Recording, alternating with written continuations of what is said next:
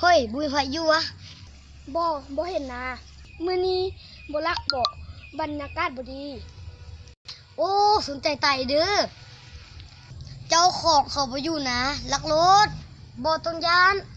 เจ้าของเขามากูสิแล่นเองบ่ดีแต่มึงเนาะแน่นอนอยู่แล้ว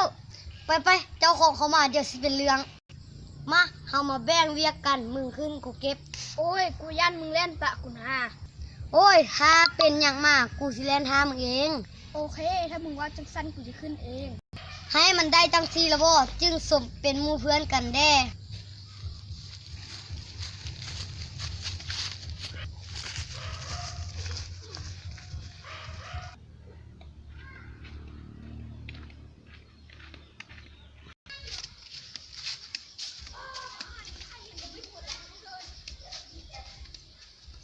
แน่สู้ยังกันน่ะ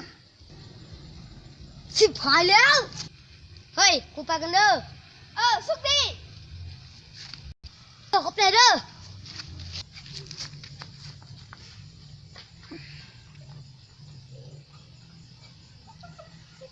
เฮ้ย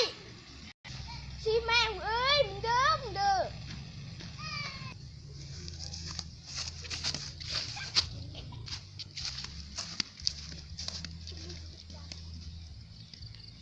เฮ้ยซื้อมาคาวะ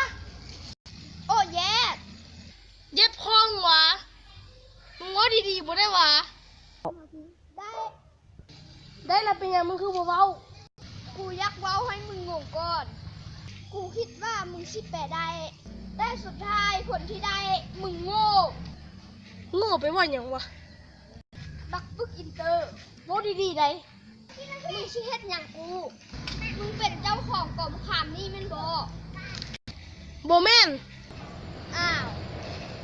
แล้วมึงแม่นไผกูวะแม่นคน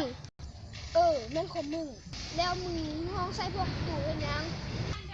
อันกูห้องใส่พวกสูนั้นเพราะกูอยากถามว่าร้านขายยาอยู่ไสบักห่านี่กวนตีนได้มึงนี่มึงอย่าเว้าหลายร้านขายยาไปทางใดไปทางหน้าหุ่น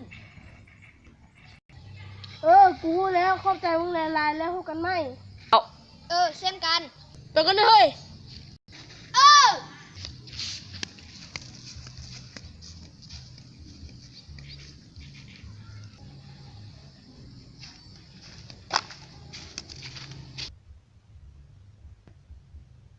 ้ยมึงไปเนาะ